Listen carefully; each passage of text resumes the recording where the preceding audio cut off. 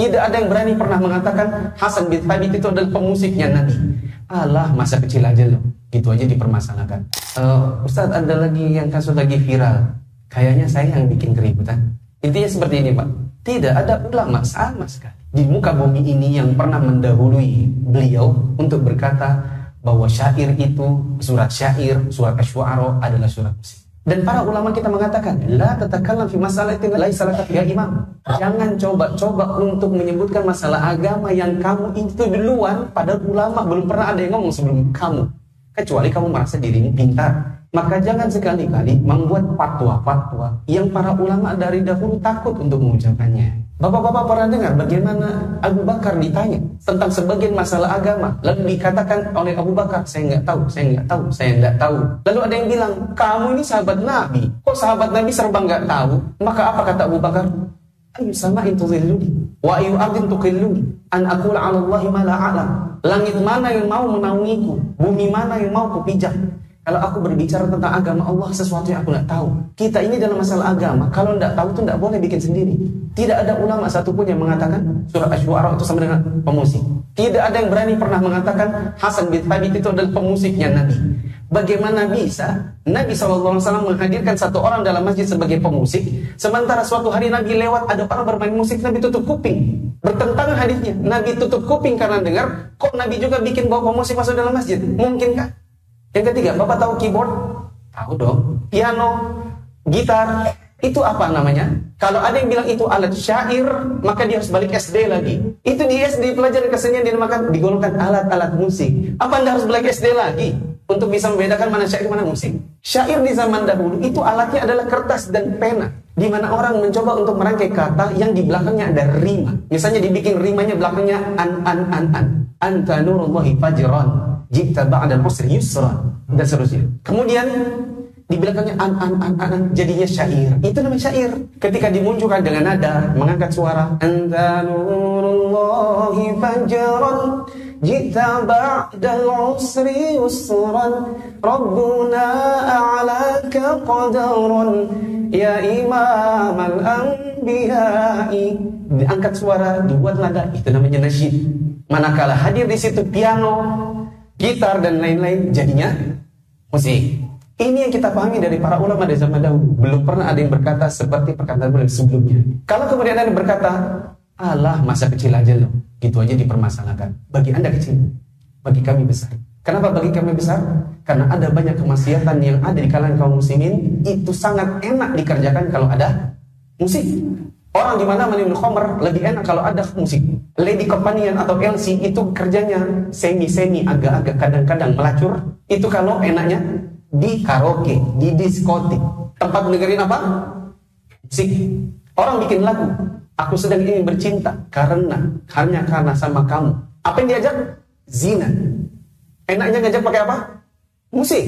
Orang bikin ayo mari pacaran sayangku, hau. Tahun berapa itu? Lebih enak diajak orang berzina, asalkan lebih enak kalau ada musik. Mama, jangan mama marah sama beta. Dia kan cuma cium beta. Apa yang dilakukan? Jalan menuju perzinahan. Akan semakin enak kalau ada genjrengan gitarnya. Berapa banyak kemungkaran di kalangan kaum muslimin itu dilakukan yang lebih enak kalau ada musiknya. Mana ada murotal dijadikan di Inul Tista. Pas baca murotal, gak ada. Kemudian jamaah yang dirahmati Allah, bagi kami besar. Karena penyebab gempa bumi, tadi malam ada yang kena gempa bumi, tadi malam ada yang goyang rumahnya. Di sini, saya udah keluar dari hotel sama istri saya setengah 12 malam turun ke bawah, goyang. Di antara penyebab gempa bumi apa? Alat musik. Kata Nabi SAW, saya fi ummati khasfun wasfun wa qalfun. Akan ada di kalangan umatku ini, wajahnya diubah. Orang masuk ditelan di dalam bumi, gempa bumi, tanah longsor. Ditanya oleh sebagian sahabat Nabi, wa mata dzakir Rasulullah. Itu kapan terjadi Rasulullah? Maka Nabi SAW mengatakan, idza syuribatul khamr, bila orang ramai minum khamr, dan ma'azif, orang banyak memainkan alat musik. Banyaknya orang bermain alat musik, semakin banyak lagi ketika banyak ustadz yang dengan getol menghalalkannya. Semakin banyak yang kemudian mendukung, semakin banyak yang melakukan. Katanya uang ustadz itu saja membolehkan. Kalau kita katakan Nabi SAW berkata, saya qaumun fi ummati yasanul hira wal harira wal khamra wal ma'azif, akan datang sekelompok orang di kalangan umatku ini menghalalkan zina, sutra bagi laki-laki, khamr dan alat musik. Nabi bilang ada yang menghalalkan, padahal itu haram, lalu Anda menghalalkannya, maka Anda ada buktinya bahwa Nabi benar. Nabi kan bilang, akan datang umat, Anda ternyata buktinya. Bagaimana tidak? Nabi kan berkata dengan wahyu, dan Anda ternyata adalah bukti kebenaran wahyu Allah turunkan kepada Anda. Makanya saya pribadi, mungkin Bapak juga ikuti yang ribut-ribut itu, ya saya lah yang bikin keributan. Karena bagi saya itu permasalahan besar.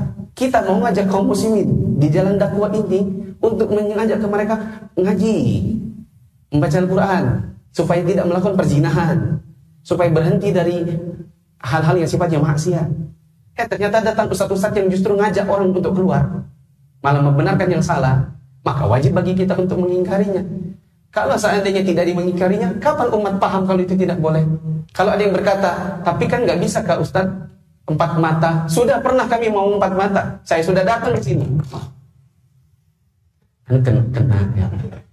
Bukan marah, pas kena tangan. Saya sudah datang ke sini. Waktu itu, 2017. Saya sudah datang ke Bekasi, mau cari orangnya. Oh, nggak jadi. Sudah. Bukan kita ini tidak mau. Saya sudah datang dan saya sudah mencoba. Tapi ternyata tidak bisa. Kalau gitu lewat tulisan. Nggak bisa juga. Ya sudah, begini. Bukankah Nabi SAW pernah melakukan apa yang saya lakukan? Saya mencontoh perbuatan Nabi. Nabi itu bukan kalau ada apa-apa tuh 4 mata, 4 mata, 4 mata. Enggak selalu 4 mata. Nabi itu pernah ngomong di atas mimbar, disindir orangnya. Semua orang tahu dia. Jadi saya kalau ngomong di media sosial, itu bukan tidak pakai dalil. Siapa yang pernah kena begitu? Ada 2 orang di antaranya. Seorang sahabat namanya Ibnu Lutbiyah atau Ibnu Latabiyah.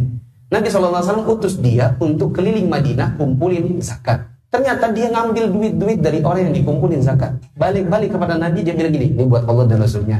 Ini buat saya. Marah Nabi. Nabi SAW naik ke atas mimbar. Terus disindir. Ada orang, kami suruh kumpulkan zakat. Pulang-pulang ke sini malah bilang, ini untuk Allah dan Rasulnya, dan ini untuk saya. Coba kalau kami tidak tugaskan dia sebagai pengumpul zakat. Apa dia dapat harta begitu? Dan orang tahu itu Ibnu Lutbiyah. Makanya sampai sekarang sampai kita tahu kalau itu perbuatannya Ibnu Lutbiyah. Nabi tidak 4 mata sampai Ibnu Lutbiyah. Ada seorang laki-laki, dia punya budak. Budaknya namanya perempuan, namanya Bariroh. Bariroh ini ingin memerdekakan dirinya. Bariroh teman Aisyah. Maka dia datang, oh ya Aisyah, bisakah kalau engkau membeliku? Aku ingin memerdekakan diri. Maka akhirnya Aisyah mengatakan kepada Nabi, ya Rasulullah, kita merdekakan Bariroh. Ya Rasulullah, katanya si tuanya Bariroh, oke, boleh Aisyah beli. Tapi wala itu nanti kalau Barirohnya wafat, warisannya buat dia. Itu walanya. Tapi walanya maunya buat si tuannya. Marah Nabi. Nabi naik ke atas mimbar. Nabi sindir. Nabi bilang, ada orang mau merdekakan budaknya, terus dia bilang, tapi walanya buatnya. Tidak bisa. Wala itu buat yang memerdekakannya. Bariroh ini walanya buat Aisyah, bukan buat tuannya. Semua orang tahu siapa tuannya Bariroh. Artinya jangan dirahmati Allah, jangan selalu ampun 4 mata itu kan nanti mau baca. Tidak selalu. Kita kalau seandainya sudah mempublikasikan seperti ini saya sudah dipublikasikan lewat ini. Nanti kalau misalnya ada yang mengkritik, Ustaz Mufli salah nomor 7, salah nomor 8, antum keliru. Ada yang membantah, saya harus siap. Kalau saya tidak siap, harusnya nggak usah ngajar. Kalaupun mau ngajar, harusnya jangan pakai kamera. Kalau tidak siap dikritik orang, kan Anda sudah siap mau dikritik sana sini, makanya Anda publikasikan gitu.